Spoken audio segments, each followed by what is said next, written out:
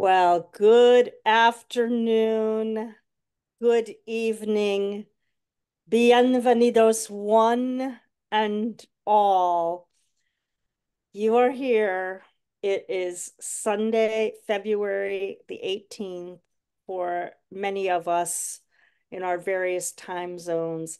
You are joining us today for Cultivating Voices live poetry. It's our weekly reading, and this week it's featuring a very special new book showcase. It's our Laureate Love Fest edition. I'm your host, Sandy Yannone. I'm author of the new book, The Glass Studio, and Boats for Women from Salmon Poetry. And I am the person, I've already got chills. I've already got chills. The person in the room with the best seat in the house for today's throwback to our 2021 Laureate Love Fest that we co-sponsored with the Olympia Poetry Network back in the really deep throes of the pandemic, where we featured a dozen laureates from the United States, Canada, and Ireland, including then newly appointed Maryland Poet Laureate, Grace Cavalieri. Unfortunately, Grace is a bit under the weather today, so she won't be able to join us to read and return back from that Laureate Love Fest in 2021. But we promise to bring that national treasure, if you know Grace's work, back to our program at a later date. And in the meantime, I hope that you sit back and enjoy our program with three just exceptional, stellar women representing Ireland, the state of New Mexico, and the state of Oregon. And if we have any poets laureate in the listening audience on Zoom or Facebook, feel free to identify yourself in the chat. And of course, we encourage you during the reading to use the chat generously and respectfully to leave and share your love for the poets and the poetry that we will be hearing this afternoon, evening, depending which time zones you are joining us from. Well, before we begin, I want to also say a welcome and a thank you to all of the poets laureates out there for all that you do and have done and will continue to do for your varied communities with the power of poetry.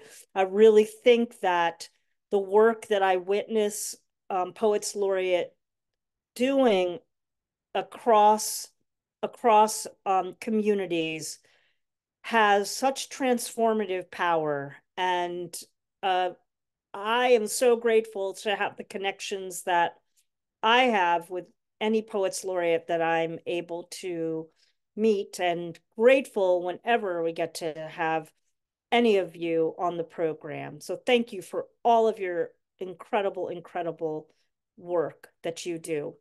Well, as I mentioned, back in 2021, February, in fact, it was Valentine's Day itself, February 14th in 2021, Cultivating Voices Live Poetry and the Olympia Poetry Network collaborated. We worked for many months to put together an incredible program that was based on a laureate program that the Olympia Poetry Network had live in Olympia the year in 2019.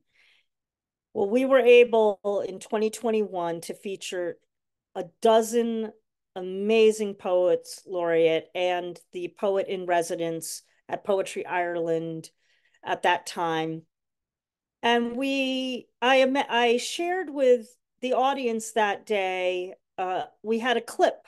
We opened up with a clip from a poem by Ted Kooser, poet laureate of the United States, from 2004 to 2006, and explained a little bit about how this Laureate Love Fest was in fact inspired by Ted, because back in the day,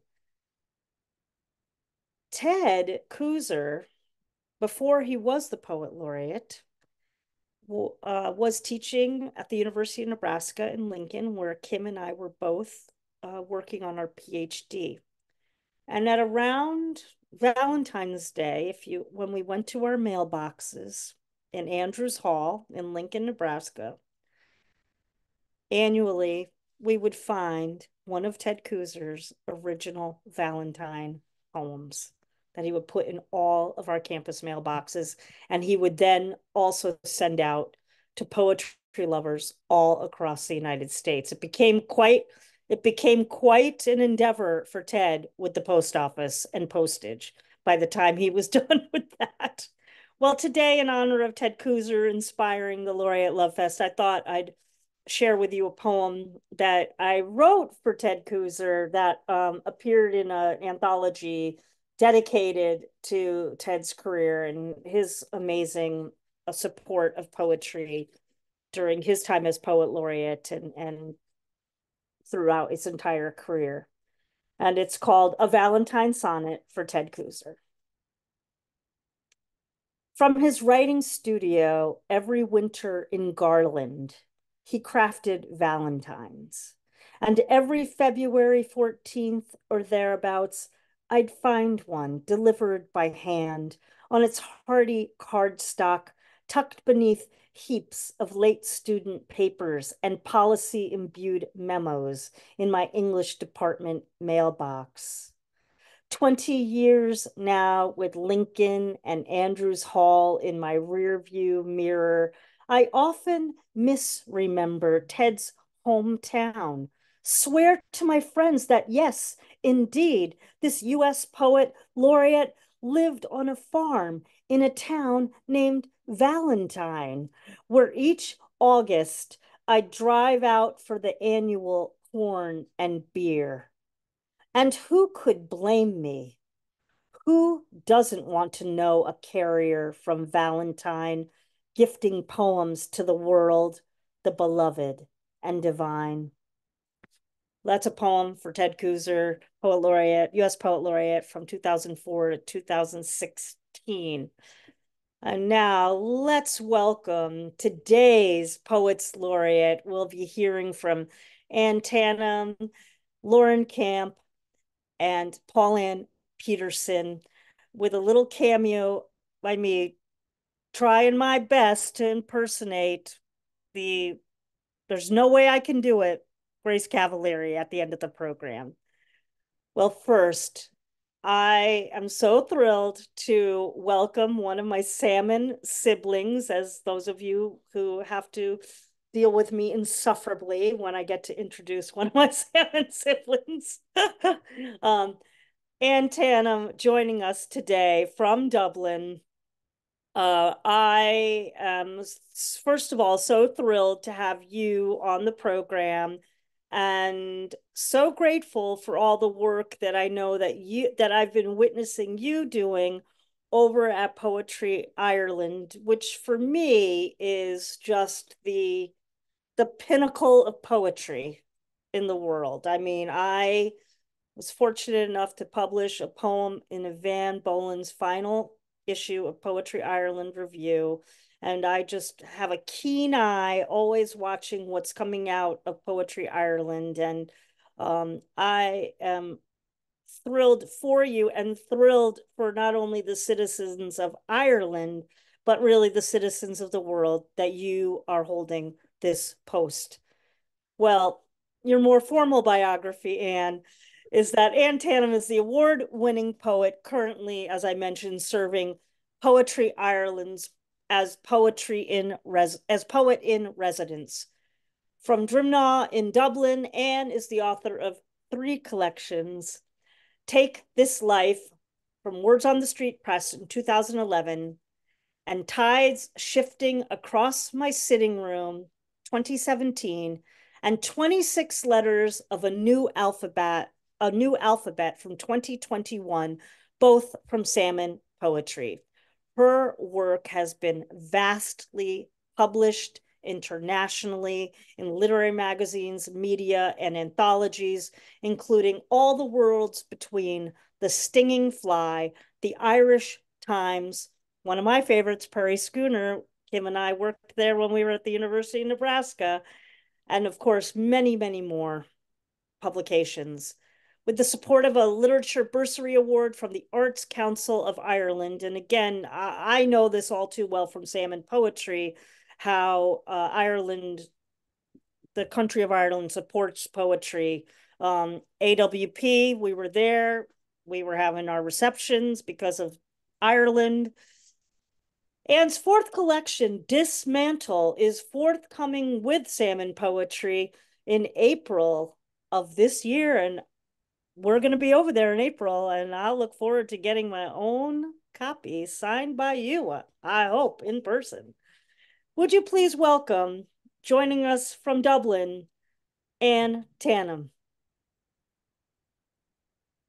Thank you so much for that lovely introduction, Sandy. I'm just setting my timer here. It's just such a privilege and a pleasure to be here. Thank you so much. I'm going to read a few poems from my last collection because that I suppose is my newest, and then I'm going to read a few poems from the forthcoming collection. And I was going to read a particular poem, but I'm going to change it because my mother was from Cove, Sandy, and we spent all of our childhood in Cove. So I do have a poem about my mother in 24, 26 letters of a new alphabet. So I'm going to read that in your honor.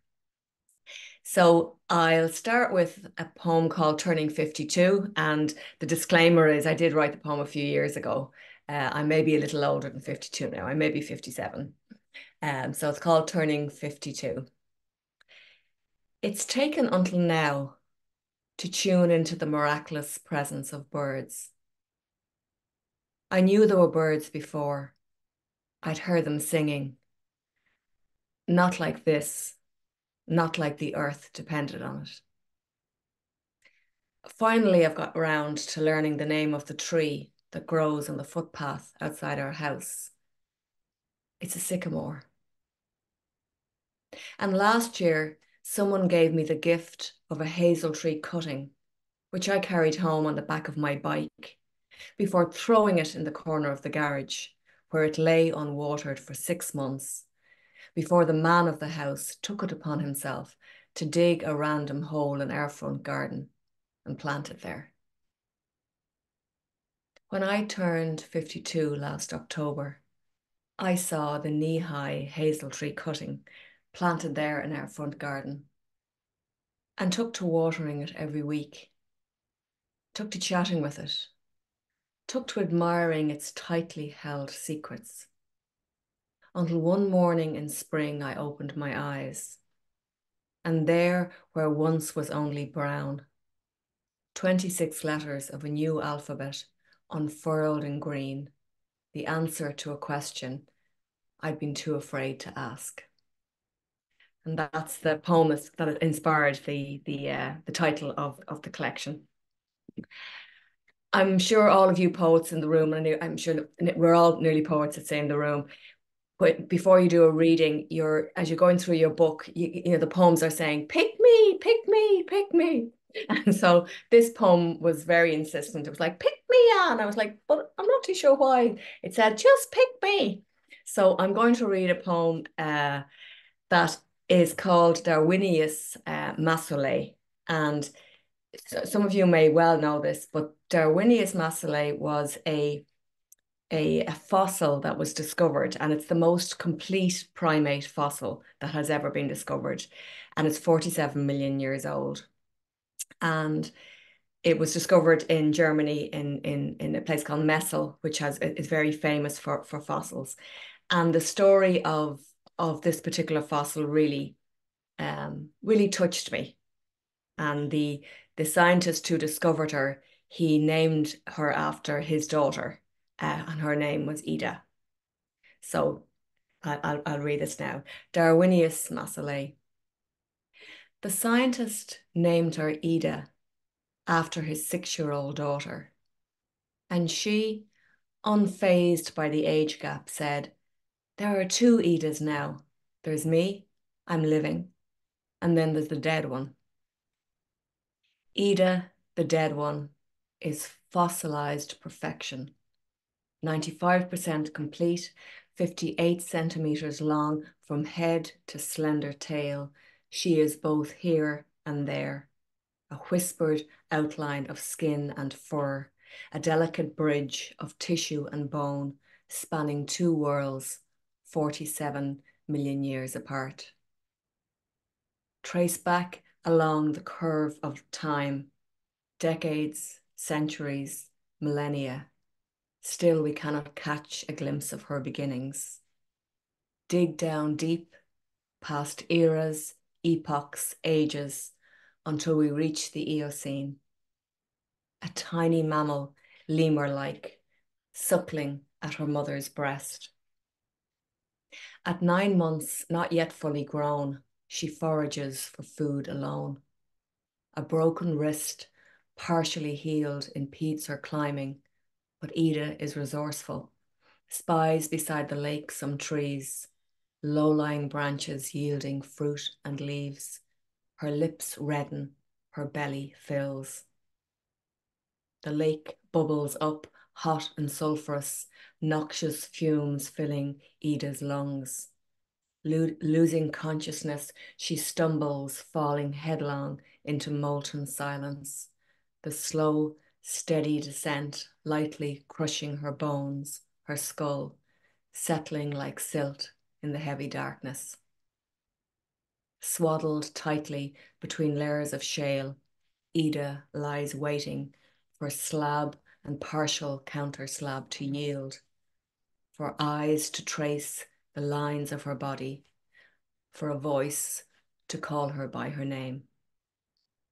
So that's for that beautiful little fossil, and there was a lot of speculation that she was the missing link. She was one of the first primates. Rather than having claws, she had nails, which was astounding, and also an opposable on her foot, an opposable, almost like an opposable thumb. So yeah, so that was Ida. I am now going to read the last poem from this, and this is for Sandy. When my mother was 17, her sister Bernie died, and it was such a shock. Even though I think her father had known when Bernie was born that she had a heart defect, he didn't tell my grandmother, and nobody knew. So this is my mother's experience. My dead mother agrees with me, recalls leaving home at 17 to work in Dublin. Her father in uniform standing on the platform, hands clasped behind his back, growing smaller as Kent Station curved out of view. The dead weight of the brown suitcase, the noise of the carriage full of strangers, her back pressed against the unfamiliar everything. And 2 years later, the supervisor calling her into his office, his voice low, the phone placed against her ear. The blur of packing, the blur of Houston Station, the terrible motion of the train, and the sight of her father hunched on the platform, his voice saying her name, handing her the black armband, stealing her for what lay still and eternal in her sister's bed. So I'm going to put this aside now and just read a few poems from the new collection, which is called Dismantle, and it's very much a collection that came from that place of, I suppose, celebrating the crone energy, celebrating, yay, being a hag, and also letting go of those earlier stages in life, and so there's quite a bit about the child and the mother, and then the crone, and so I'm just going to begin by. And many of them are quite short in the collection, and then I'll be finishing with a slightly longer one. So this would be this very much is at the crone. She rarely gets straight to the point. Patience, she reminds you, her hair a tangled nest of twigs and leaves. All the good stuff takes time. The earth's crust hardening, slow shifting continents, the time it rained for 2 million years, the heavens opening, the earth's upturned face, throat a river mouth of quenched desire. And even though the book is very much told from the point of view, obviously, of somebody who's inhabiting a female body, um, I'm very conscious that the patriarchal society has done so much damage to men as well. So I have a section in the book very much about that. And so here's a very short poem from that section. Those boys you used to teach, how like little gods they were. First year in school, the world had yet to hunt them down, chisel the softness from their cheeks, rip out their open hearts. How, when they tired of racing full tilt across the yard, they would seek you out, lean into the comfort, press their cheek against your hand. Um, yeah, and it's a funny thing. I'm in a very exciting position in that my daughter Claire is expecting our first grandchild in the summer, and it's going to be a little boy. And I'm just so conscious as we move forward as a people and as a world, isn't it? Is if we can, yes, it's just it's cherishing everybody, isn't it? Male, female, wherever we are in the spectrum, wherever we want to stand, wherever we are, and any society that doesn't celebrate all of that wonderful diversity, it's just it's just missing such an incredible opportunity. It really is. So that's that one. And I'm just going to do two more, and thank you so much. This one is called Using Story to Ask for Forgiveness, and I wrote this. That daughter Claire, who's expecting her first child, she got diabetes when she was just 8, just turning 9, type 1, and it was very difficult. And so I wrote this poem recently about that experience. Using story to ask for forgiveness. In this version, I am the woodcutter. I am the woodcutter's wife. I am the dead mother. I may also be the witch. Sometimes you are Hansel. Sometimes you are Gretel. Sometimes you are their whispers in the dark of the hungry night. For brevity's sake, we'll dispense with the pebbles and breadcrumbs and crying. Always it is 6 days before your 9th birthday. Always you are thirsty and I don't take heed. Always your body's cellular mutiny, the sickly fruitiness of your breath. Like most stories, it goes back to an absent mother, a fearful father, a blindsided moon. In one version, a parched forest crawling on its knees, begging for water.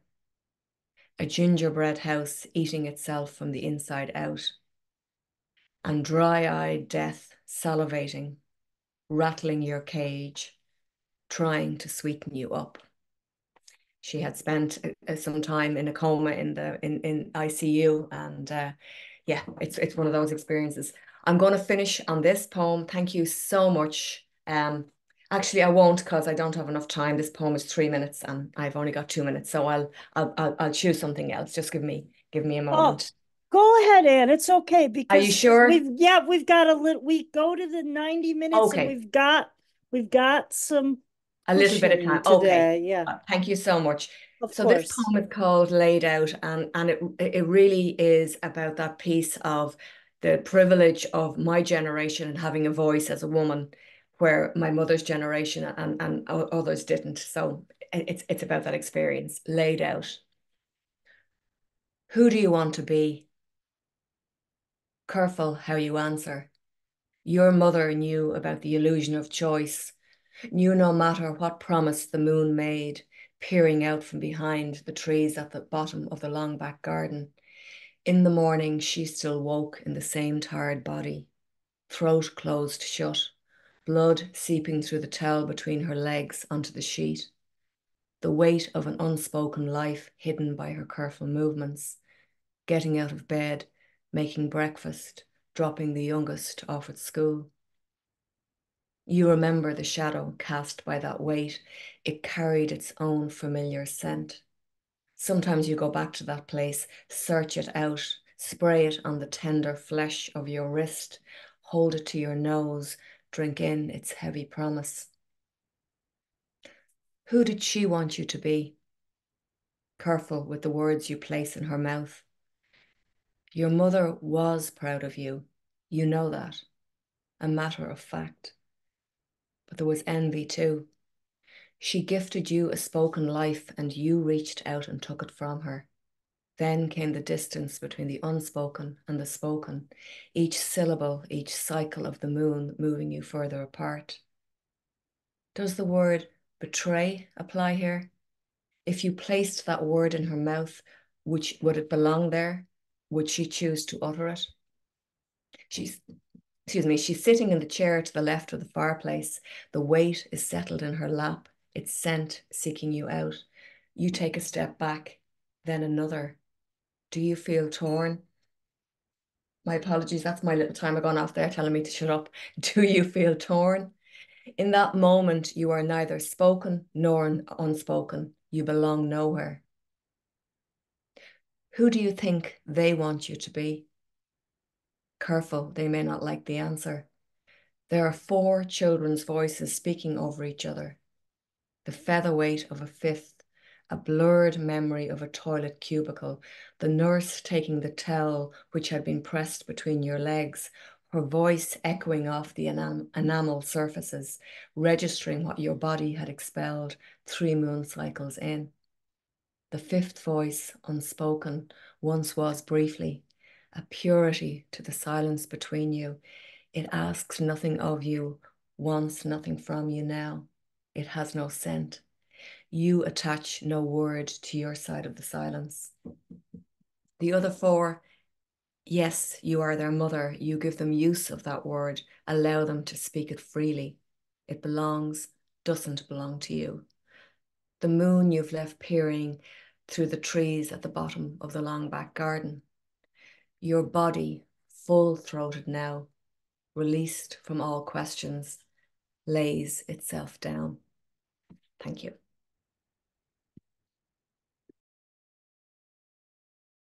What a reading. That is Anne Tannam, everyone. Poet in residence from Poetry Ireland. The latest collection is 26 letters of a new alphabet. And just on the horizon,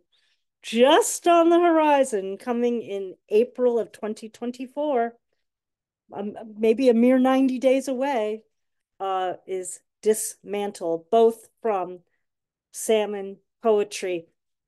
What I so appreciate about your work, and as you were reading that final poem, I was thinking so much about how you speak to these generations of women, that the generation before and the generation in front of you, now multi generations on the horizon as well. And I was really reminded as you were reading that poem, I was hearing Yvonne Boland's poem in The Historians, the first poem in that collection, The Fire Gilder, where she was also having a conversation like with her mother about creativity and just thinking about how well the Irish poets have those dialogues across space and time. Mm, just an exceptional reading. And thank you for joining us tonight from Dublin. Again, we look forward to seeing you in April in person if the stars align for Kim and I. Well, everyone, you are joining us today. I'm getting chills periodically now during this entire reading. I might have to put a jacket on. Um, you are joining us tonight for our special new book showcase. It's our Laureate Love Fest edition.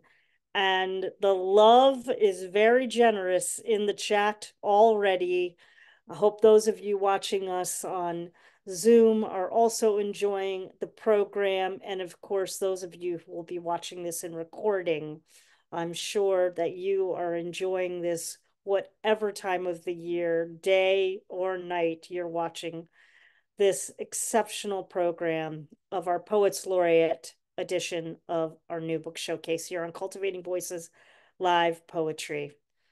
Well, again, our next poet laureate comes from the state of New Mexico.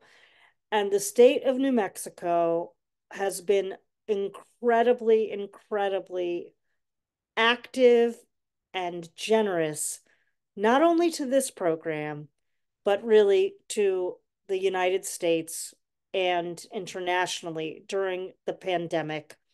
We were so fortunate back in our original Laureate Love Fest to have then Poet Laureate of Albuquerque, Mary Owishi, with us.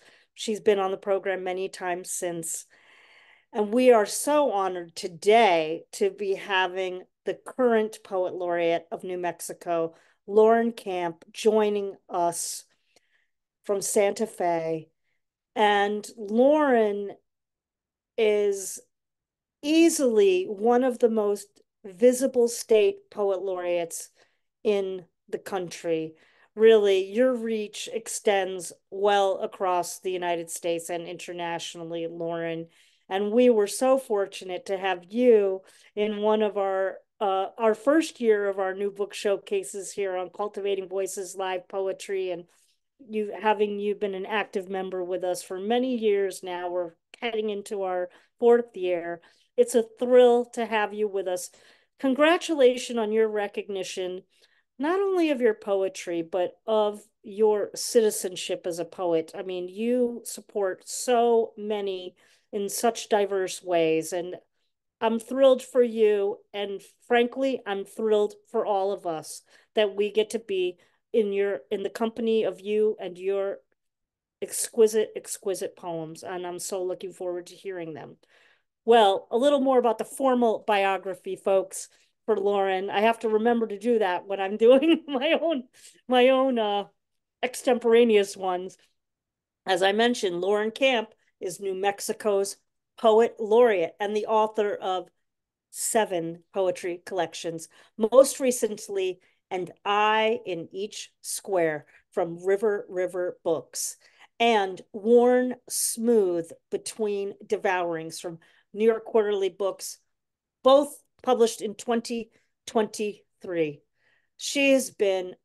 Lauren has received numerous awards and accolades, including a 2023 Academy of American Poets Laureate Fellowship and a Dorset Prize. Her poems have appeared in myriad publications such as the Kenyon Review, the Missouri Review, and the Academy of American Poets Poem a Day. She works in the confluence of sound, psychology, and language, and her poetry has been translated into many languages. Again, welcome back, Lauren, and I'm thrilled to have you here on the Laureate Love Fest. Thank you so much, Sandy. Thank you, Kim and Don, for handling all the behind the scenes stuff to make this happen. Thank you, everyone, for being here today. And Anne, thank you for those gorgeous poems. I'll be thinking about them for a long time. Okay, I'm going to read a little bit from each of the 2 new books and then a few newer poems. I'm going to start with this poem without explaining it, and then I will tell you a little about the book it comes from. The poem is called Night Sea. Free to wild, I lie on my back into afternoon, simply eyeing the image of air and hear the sky strong with its beating heart. Its signs of old stars loosen to shrouds. My thoughts forgive space its promise. my heart full of the nonsense of another unstoppable day with its captive logic and a name or two I can't distance. I'm finished with such complications. I will lull to the trail moonlight has magnified and bury the sun of myself in a magnification of lines shuttered with dark or porous as water. It's a risk to draw such dominion over the blossoms of disappearance. So this book, An Eye in Each Square, is in conversation with the artwork of a an artist who considered herself an abstract expressionist. Her work is very quiet, very spacious. The artist is Agnes Martin, if any of you know her. I see a couple of thumbs up. I wasn't really in conversation with her as a person, as a painter. I was in conversation with her line and the space above and below it. And for a very specific reason, because at the time, the United States was in a lot of chaos. I began the book in 2017. Wherever you were on the political spectrum, or even outside the country, you had an opinion and you could see that our country was not super stable. But in addition to that, I had my own family chaos going on. My father was plummeting into Alzheimer's. And so Agnes's paintings were kind of a relief, or kind of the space I needed to explore to figure out something. So when I do readings, typically after a book has been out for a little while, I start looking for the poems that I haven't read. So I'm going to read a couple more from this book that I haven't shared with audiences. This is called This Arrangement of Habitat. Reckless compounding waves scuff at the shore and flatten. The day does not retain meaning. The view, a gray above and beneath. Sand grains and mounds between moon jellies on the beach. I've spent 2 years protecting my father from fleet wings of his mind and the effort of holding steady through such loving comes along in whirls. Breeding birds chase and pip. My sneakers sink and plate. The sky seems weary in its migration, not undulant tender, but still it can house some mourning. The artist Agnes Martin had electroshock therapy 100 times, and I think of the bucket of a body that's been convulsed and the shells it tries to carry back when it rises. The sky is so far gone. Knowing that, I won't look for an answer. On the beach, an eagle clings to a post, a frayed rope by my foot. What is surrendered will be fast washed to hollows.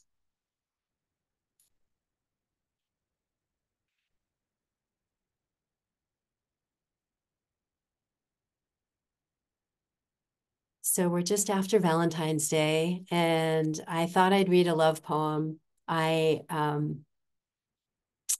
got asked recently by someone through a complicated series of events to provide her a love poem on the spot, something I had written that I could just give her to give to her daughter who was getting married. And I went looking through my work to find a love poem that was appropriate for such a thing. And I asked my husband for his recommendations because he remembers the love poems, you know, and he said, well, all your love poems have a bit of dark in them. So here we go. It's called Ode to Two. Every day lucky that every person is one of the two. We are glad there aren't others, not even when the valley enters winter bluster, muck sludge and gesture and angular. Then or whenever we can sit by ourselves together, there can be silence, whether the flesh of the ground is dry or the axis ignited, the night before, the night after, and during those dreams of insoluble edges, those can be ours. I can wake to him with the arc of a thigh, my body jutting our ongoing conversation about spaces, and no other person will come anymore. No other will be a third person, a fourth. The days will gallop and tilt, but ours may slow, and after carrying all our luminous attentions, we will find sentences settle between bloom and flame at the table. When the door squeaks, we let it, already tired of fixing what happens around us. And outside the pink cloud in the fragile thrum of our sun, there will be no one to call but each other, or the cats hurrying out, sleeping it off. We are the two as colors remove again and trees cling to wind. We two only, as we misapply another obstacle and a horoscope suggests we find more, while at the other side, parents go into the forest to find children, and centuries pass waiting for word that they've been brought forth terrified, perhaps, but unscarred.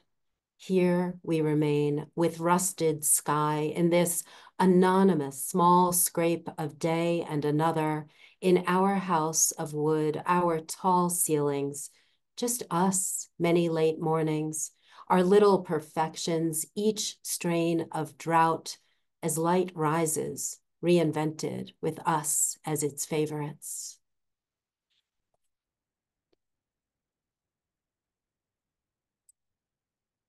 So I forgot to look at the time. So I think I still have a pretty okay amount of time. Okay, so I had 2 books come out last year. It's truly ludicrous to do that, but that's how the publishing world works sometimes.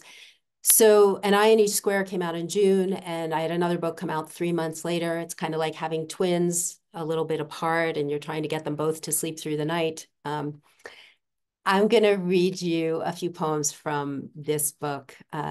This poem is called, the book is called Worn Smooth Between Devourings, and this poem is called Accidental Singing.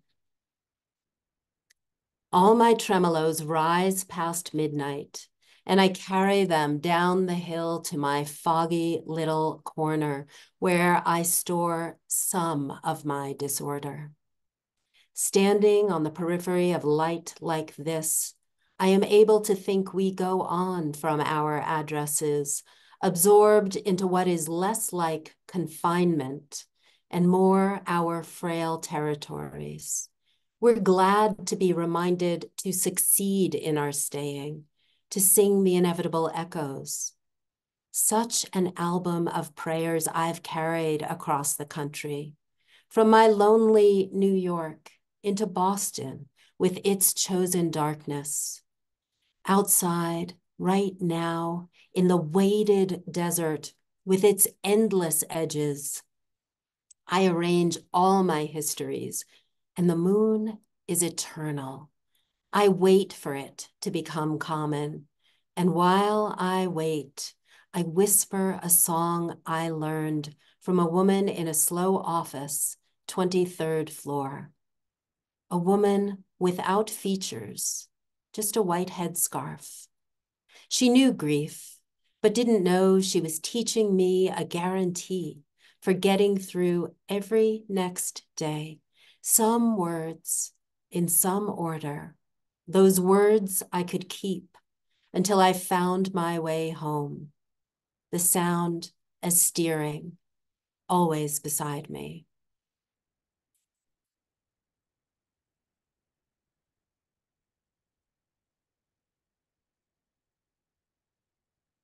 So I live in New Mexico and have lived here for 30 years. And close to Easter, we start to see people walking along the highway, the freeway, to heading to making a pilgrimage, heading up to the Santuario de Chimayo.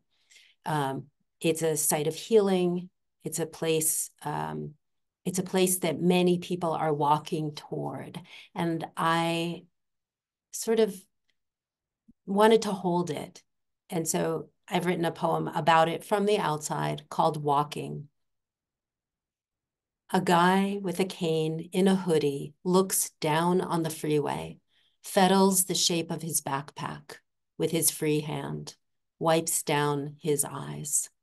He must continue writing his tired body on distance. In this hour, nothing but travel. This evening, nothing but moon. From the moon, the red of his neck. It is nearly Easter. People walk, heads down in the wall of long wind toward the old santuario, toward the paradox of walking without crutches or pain. Toward our uncontained clouds, they push through the eye of all doubt. And if they mumble, it is the edifice of language, how to withstand. An intention is set, creased with the patterns of desert. That I see a guy at the overpass outside my village means winter's small sphere is mending, means every green impulse, every desperate step makes sense. Pilgrims don't wander into panorama, but seek a place to be healed. Wind laps at a road gone loose. There is something lonely in the near and far sky. Does he see it? So many travelers crippled with grief press to the shoulders of freeway, putting faith in the picture of particular flesh and particular gesture, intonations of bone. Take the blood of despair from their parched lips. Take their exhaustion, the density of sorrow, the lack, the imperfect body with its bristle and promise. Take the sun-kilned waiting, each bandage and handicap. Give them luck from the shadows, some reparation.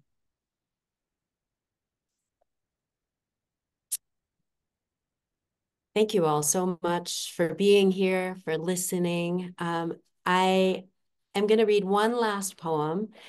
I spent a month at the Grand Canyon a couple of years ago. I was there with this illustrious title of astronomer in residence, which had me more than anything else focused on the night skies and the pristine natural darkness there.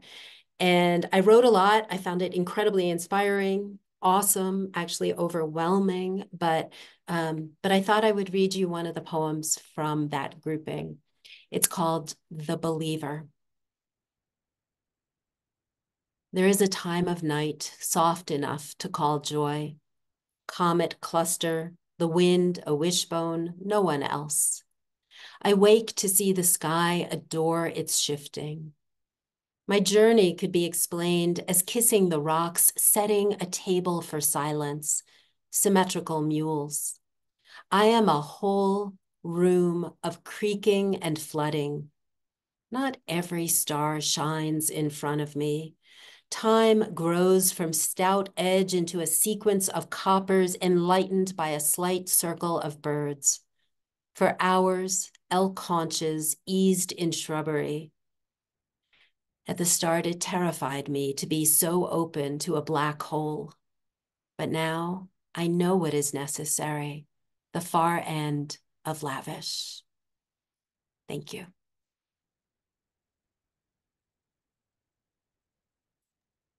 Oh, how fortunate the state of New Mexico is. Oh my gosh. Everyone, that is Lauren Camp, and you have been listening, honestly, to a masterclass in how to read poems and how to construct them between both Lauren and Anne today. Just exquisite, exquisite poems. I yeah, who doesn't want to be the astronomer in residence? Holy mackerel. Woo! That is just downright celestial. Kudos, kudos to you. Bravo for that.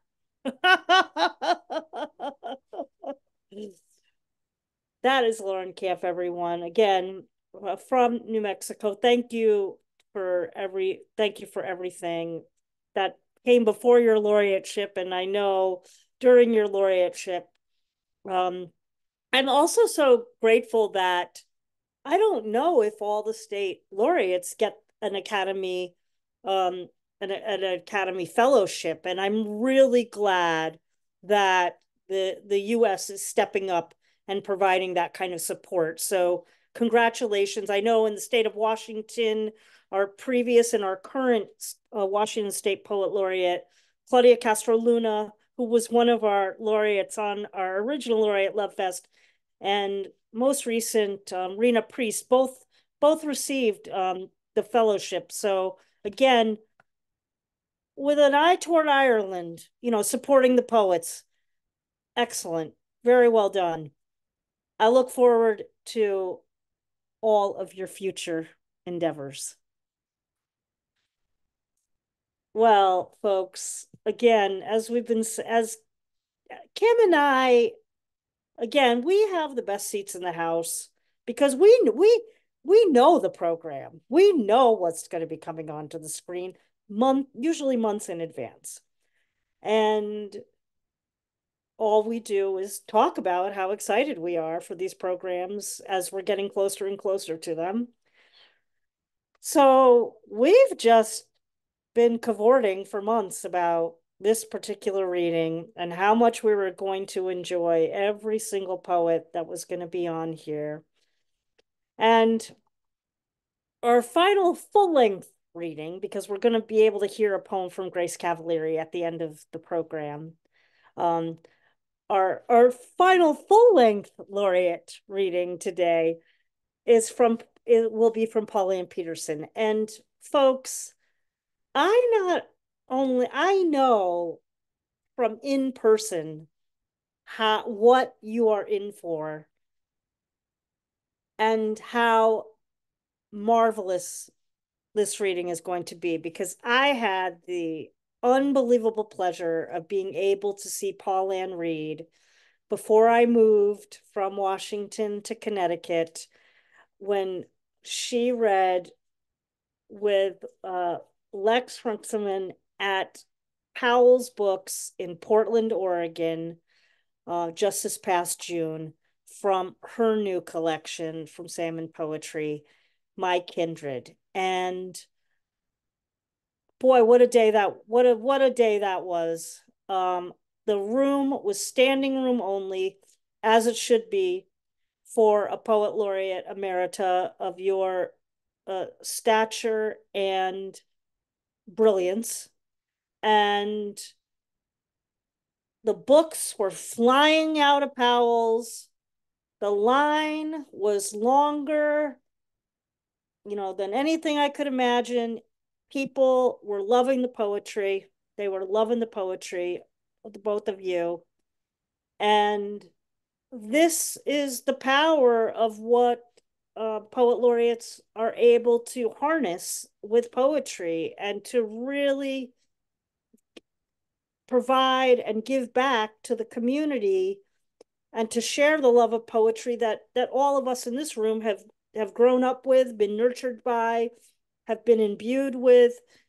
And boy, that room was electric. Mm-hmm. So I look forward to all of your electricity today, my dear sister. Well, here's a more formal biography for you all. Paulann Petersen, Oregon Poet Laureate Emerita, has 6 previous full-length collections of poetry, and her poems have appeared vastly in journals and anthologies. Obviously, all of these laureates have had illustrious careers and have all the creds because they've done the hard work. And they've done the hard work as exceptional writers. Well, Paulann's appearances in those journals and anthologies include Poetry Magazine, The New Republic, Prairie Schooner, the Notre Dame Review, Wilderness Magazine, and the Internet's Poetry Daily. The Latvian composer, Eriks Senvalds chose a poem from her book, The Voluptuary, as the lyric for a new choral composition that's now part of the repertoire of the choir at Trinity College in Cambridge. She was a Stegner Fellow at Stanford University and a recipient of the 2006 Holbrook Award from Oregon's Literary Arts. And in 2013, she received Willamette's Writers Distinguished Northwest Writer Award. It doesn't get any better than my sister, Paulann Petersen. Thank you for being with us today on this illustrious Laureate Love Fest. Oh, thank you. Thank you, Sandy. What pure pleasure to be part of this reading with Anne, who sings like the earth depended on it, because the earth does depend on it. And with Lauren, that astronomer in residence, who gives us her accidental singing of inevitable echoes. Oh, what wonderful readings. I am honored and delighted to be part of this and to be part of this virtual community that includes Grace. And I know that we will hear from you, Sandy, one of her poems soon. So, and to be hosted by you, Sandy, lucky, lucky me to be here today. And today I offer a handful of poems from my Kindred, my latest collection from Salmon Poetry of Ireland. Thank you, Jessie Lendenny. Thank you, Siobhan Hudson, for bringing this book into the world. My Kindred. This book asserts a wide embrace of kinship. Kinship with creatures both animate and inanimate, trees, birds, mammals, pollen, stone, ocean, river, stream, friends, family, all my kindred. Because everything in and of this earth, everything we know and recognize is related. All are made from the dust of stars, from the remade debris of stars. All have a common ancestry. We all are kin to all. And this February, many of us kin in the human world, in the animal world, in the plant world, we're welcoming the return of longer days, the return of more light. And who might we thank for these days that are growing longer? Who? Well, some of our ancient Northland ancestors knew exactly who to thank. They thanked the Deer Mother, D-E-E-R, the Deer Mother, for bringing the sun back to us, for bringing us back from the bitter cold. They thanked the female deer who, unlike the male, keeps her antlers through the winter months.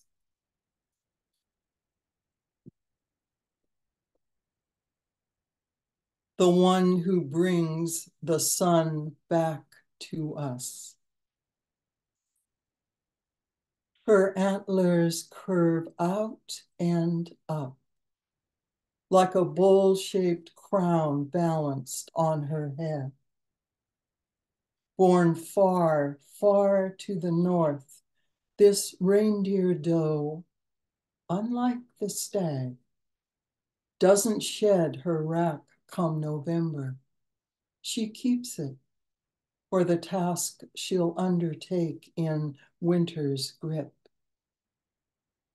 At solstice, the sun has swung so low it teeters at the world's edge.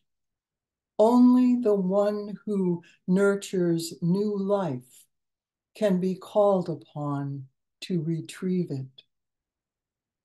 No bare-headed stag can recover something so cold it's become a milky pool frozen to the sky. Only the deer mother will do. Dropping her hoar-frosted head, the doe scoops that frigid ball of dwindled light into her antlers' embrace. Climbing higher in the southern sky, our sun-bearer brings us, slow step by slow step, the gleam and warmth of lengthened days. And so, thusly, our sun comes back to us as spring approaches.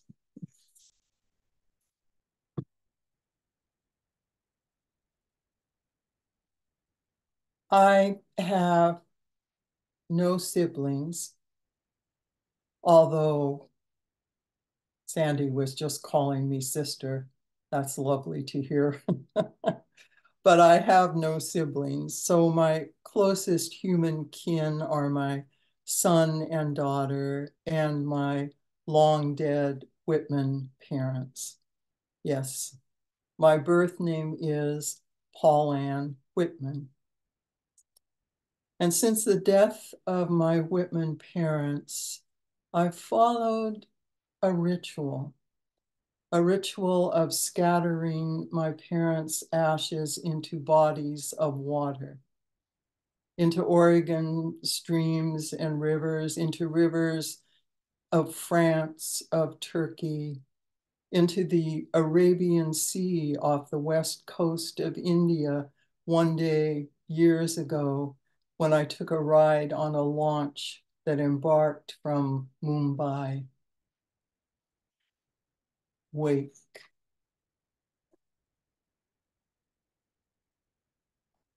A little roil, some turmoil, enough brine for a bit of foam, the launch's motor purling. My fingers dig into my purse, finding the tiny container carried with me always. I pry it open, pinch from its contents some ash. The hard bits too large to be called grit, so big in their smallness I can call them by nothing but their true name. Bones of my mother, bones of my father. I sift them onto this flux made by a boat parting the water. The Arabian Sea takes, without hesitation, my father, my mother, first onto its surface in a pale streak of cloud gaze, then deep into its vast self. How quick such transformation. Bodies first eaten by fire, then swallowed into water's body. These cold remains of flame become mineral food. With who created me, I feed a sea's dark, salt blood.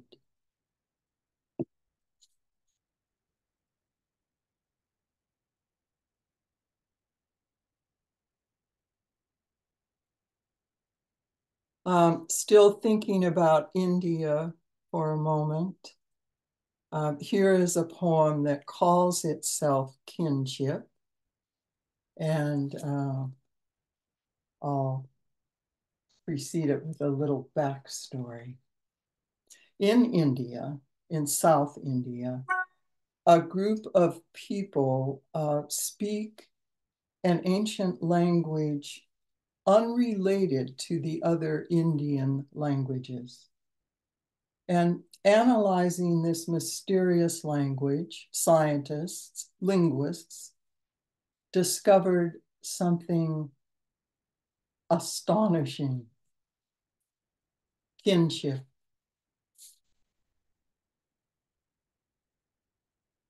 A few of our world's people still speak a tongue so old, its closest analog is bird song.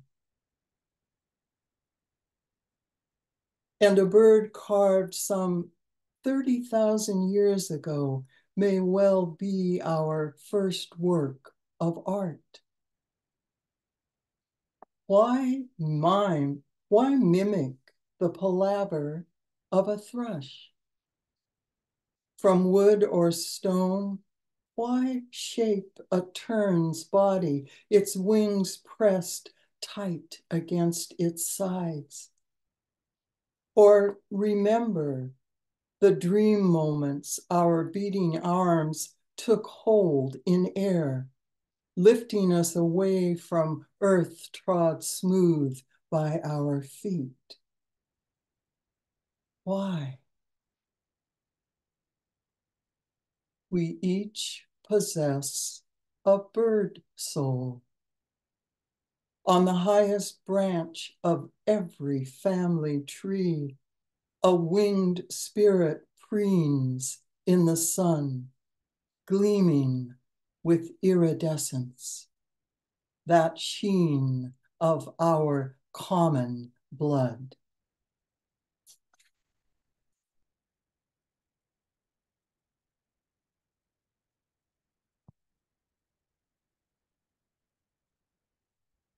Here's something from our common ancestor, Eve.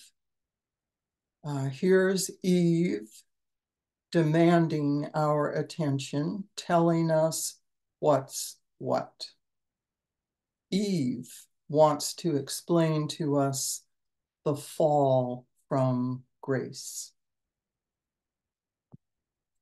Eve explains the fall. From the start, most things were horizontal. I didn't have to reach up for the apple. Gleaming, it hung at eye level. Once my teeth grazed its blushing skin, the serpent merely sidled away. A level path led Adam and me out the garden gate. What's called the fall from grace was more a lateral move. One not up the stairs or down, but across the way. Not higher or lower, no, to the other side of the tracks. I pulled my worldly goods in the bed of a little wagon. I rolled my stuff from Eden to the forwarding address. The road was rocky, but I could see our route stretching out for miles. The only mention of falling came from Adam. That whole way, he nagged me to fall in step behind him.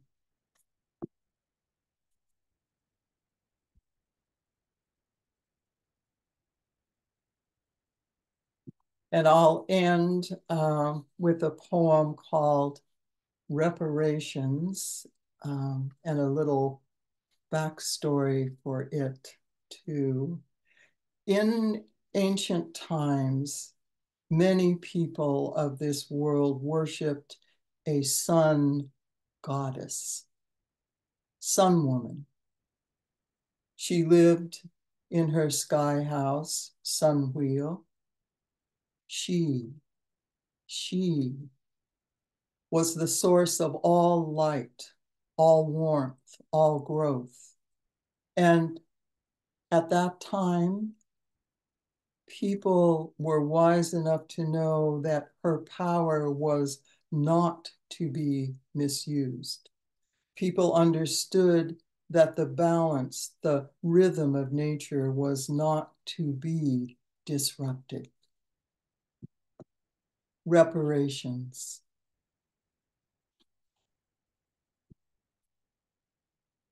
Let the sun still live in her house named Sun Wheel, her no-sided, all-sided home, a ray-roomed place of residence. Let each of her arms reach the curve of those rounded walls, her fingers touching the bowed glass of every bay window. Her home holds so many windows that her light can find its way out and into the all of this world. Her rays make the noise of trumpet vine blooms. Her beams create both the roil of sugar ants boiling from their hill and the sweetness to feed them. She is crown and halo, eye of all. Give us, who once worshipped her, a glimmer of wisdom, the gleam of steady restraint. Let her fierceness be shaded by her mercy, while we attempt the dark work of repair.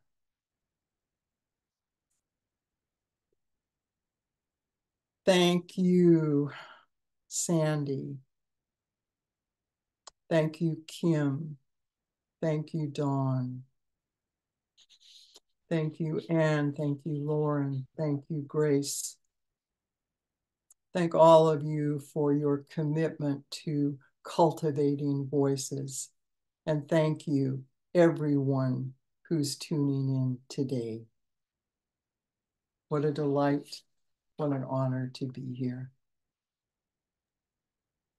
Well, that is Poet Laureate Emerita, the State of Oregon, Paulann Petersen, with more than a glimmer of wisdom in those poems, an absolute shimmering of wisdom, an absolute shining of wisdom, and a deep, deep meditation on relationships across all species. Incredible, incredible poetry.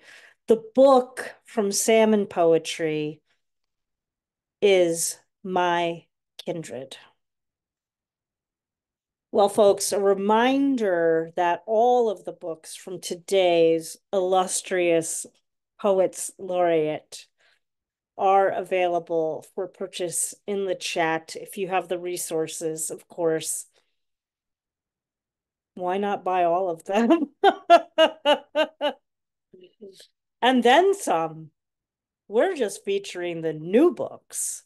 There are many other books by all of these women that you can purchase, but we do hope that you will support the poets and their poetry and their presses.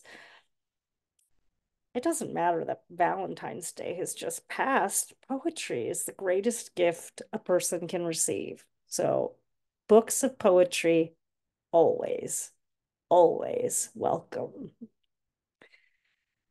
Well, folks, I know that, well, if not every single one of you in this room was looking forward to hearing from Grace Cavalieri.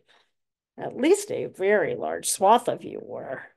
And Grace is a little under the weather. We send her so much love and healing energy to her in Maryland, where she has just finished her term of 2021 to 2023 as the Poet Laureate of Maryland.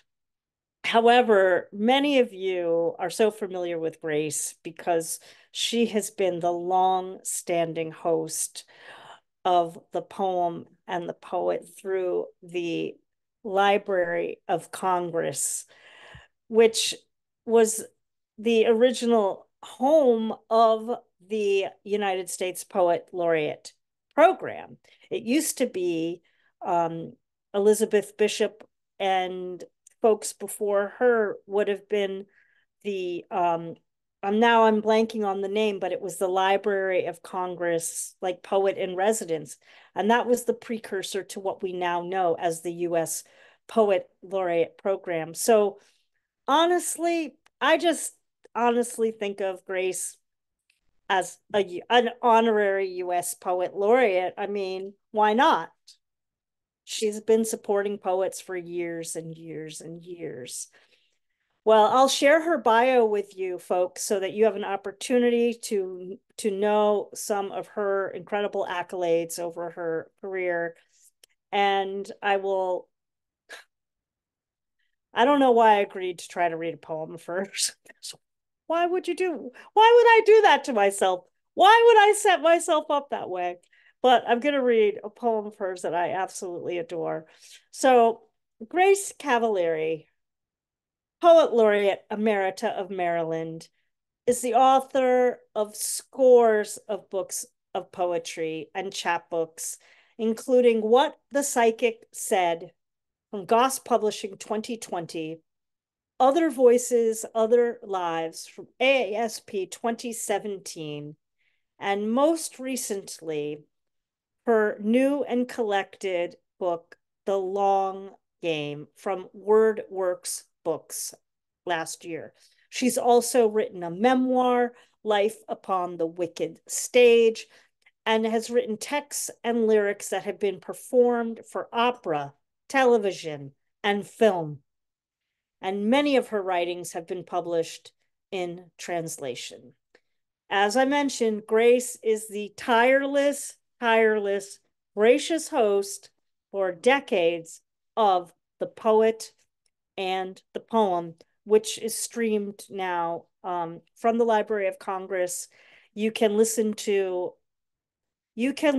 some of our previous poet laureates of the United States and poets laureates across the United States, and poets that should really be amplified for their exceptional work on that program, wherever you can click a key, you can hear Grace.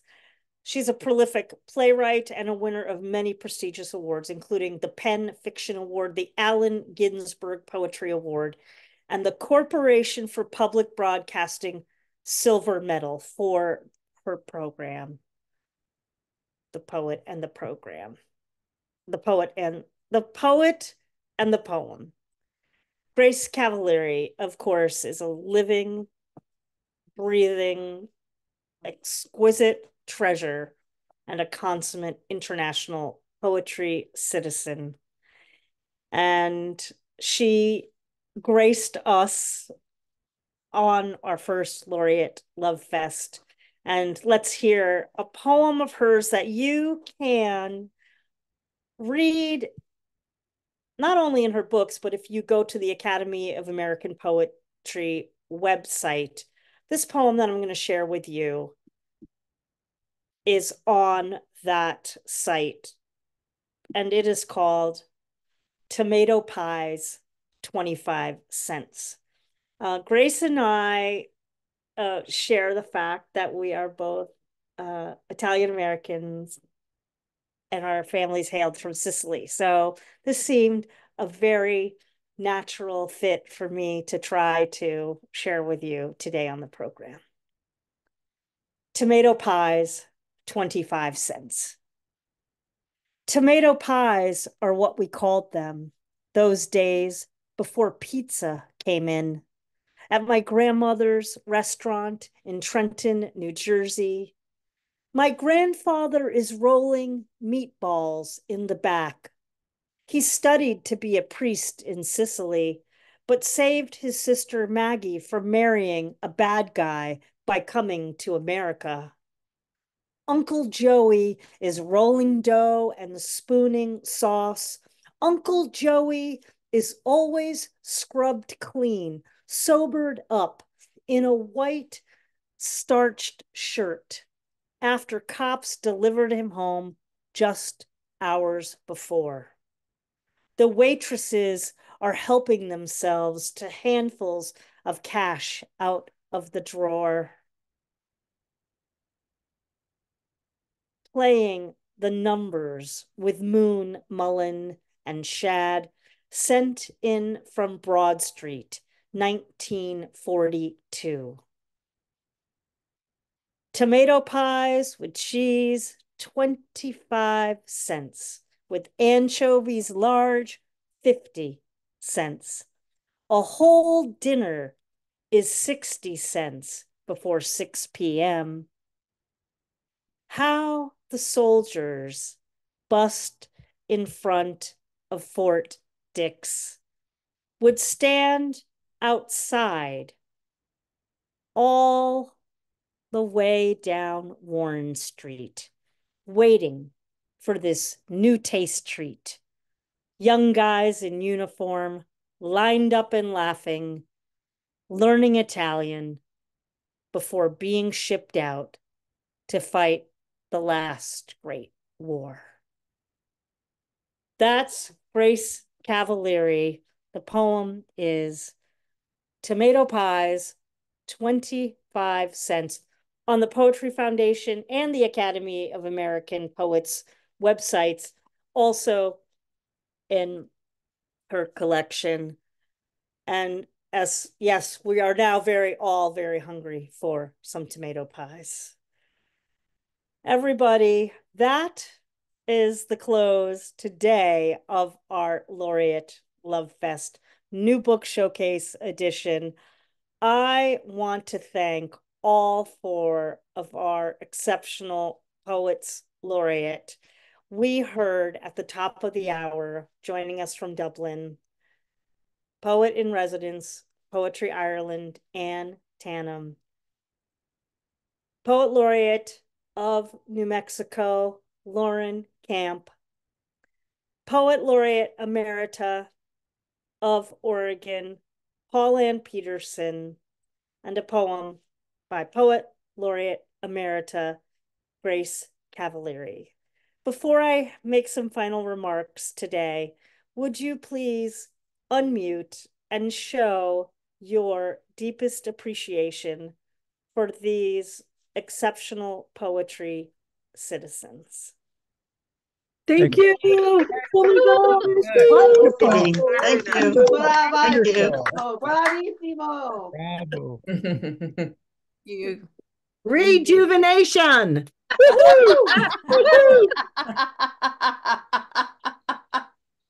Look at the joy and gratitude. That's what poets laureate provide all across the country and across countries around the globe.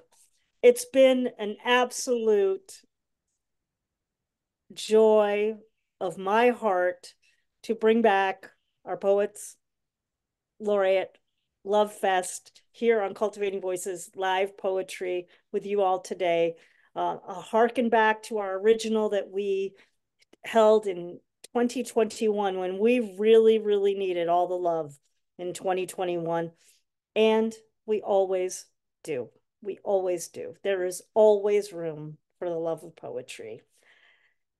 Folks, I hope that you will join us next week when you bring the love of poetry to our Cultivating Voices live poetry stage. It's our final reading of the month of February. It is our wild card open mic. Join us 15 minutes before program time for your place on our virtual stage. And of course, keep looking ahead to March. We've got some amazing programming coming up in the month of March, and we're just looking forward to sharing the poets and their poetry with you on these Sundays that we have the most amazing seats to be able to provide to all of you that join us either live here in our Zoom studio, on Facebook, or on the recordings. And for those recordings, thank you so much. The dedication of Don Krieger and the dedication of Kim Ports Parsons getting the word out about our readings, their dedication is unmatched across space and time in poetry land. Thanks to them for making me look good here as your host. I'm Sandy Yannone for Cultivating Voices, live poetry. Be very well, everyone. And as I always say at the end of every program, take very good care of yourselves. Take exceptional care of your beloveds. And use your poetry to promote peace and love in the world wherever and whenever you can. We'll see you next week. Share the love, my friends.